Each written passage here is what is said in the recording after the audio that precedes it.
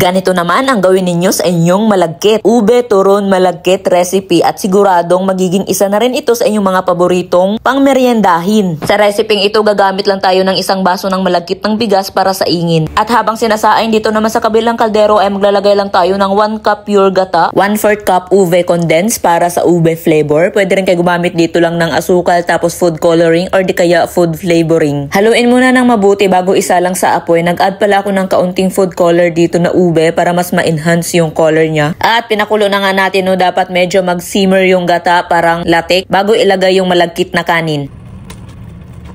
Hahaluin lang natin to ng hahaluin hanggang sa ma-absorb ng kanin yung latik. Siguro mga 15 to 20 minutes na paghahalo. Pagka ganito na yung itsura ay pwede na nga ito. Palamigin muna natin ito at habang nagpapalamig ay i-prepare naman natin yung lumpia wrapper. At para sa unang balo, talagang nilagay ko na lahat ng cheese na meron ako. Mozzarella, quick melt, and ordinary cheese. Para cheese overload talaga at matikman natin yung sagad na sarap nitong ube, turon, malagkit, charot. Ang servings ko nga pala ay tagdadalawang kutsara lang ng ube biko bawat balot. Pagkatapos ko nga ma-flatten yung biko ay nilagyan ko na nga ito ng quick melt and ordinary cheese sa top. Pero usually pag pang negosyo ang gagawin mo, ordinary cheese lang ang nilalagay since pangkain natin ito kaya ino-overload natin sa cheese. Pero ito lang yung nilagyan ko ng maraming cheese. The rest ay mga ordinary cheese na lang ang nilagay ko dahil mahal din yung quick melt and mozzarella cheese. Charet! So habang nagbabalot nga tayo ay gusto kong malaman kung saan banda kayo nanonood para alam ko kung saan nakakarating ang reseping ito sa buong universe. Char! Dito nga pala ay gumamit lang ako ng tubig pang close ng ating lumpia. Kung gusto nyo gumamit ng itlog, harina, cornstarch at kung ano-ano pa na sa inyo na yan. At dahil medyo pangit yung lumpia wrapper natin ay lumalabas yung biko sa magkabilang dulo. Pisil-pisilin lang natin at ipasok ulit sa loob. Sa recipe nga pa lang ito ay nakagawa lang ako ng 12 pieces turon. Ngayon ay magpiprito na tayo. Sa pagpiprito naman ay dapat katamtaman lang yung apoy para maganda yung luto ng ating turon. Ang gamit ko pala sa pagluluto palagi ay itong Dripor multifunctional rice cooker. 6 months na ito sa akin at talagang heavy duty siya. Lahat ng luto ko, lahat ng recipe ko ay dito na halos dahil wala kaming gas. Kahit pagpapalambot ng mga karne, ito ang gamit ko. Mapaprito, sabaw, saing, kayang-kaya nito. Mura na, matibay pa, hindi rin malakas sa kuryente at may kasama siyang pwede mong pag-istiman. Kaya ano pang inaantay nyo? Check out nyo na para matry nyo na din. Andyan lang yung yellow basket natin at yung link natin sa baba. Click nyo lang para bumili. And there you go, luto na nga itong ating turon. Maghiwa na tayo at tikiman na. Itong hiniwa ko ay ito nga yung turon na may ordinary cheese lang. And ito naman yung turon with overload cheese. At kung napapansin nyo, hindi ganun ka-visible yung ating mozzarella cheese. Meaning kunti lang pala yun. So dapat kapalan pa natin next time para magmumukha siyang pizza na pag hinila natin ay elastic. But look at the looks, it's so lami talaga, I cannot refrain. So dinhin na lang muna kutob itong ating ube, turon, malagkit.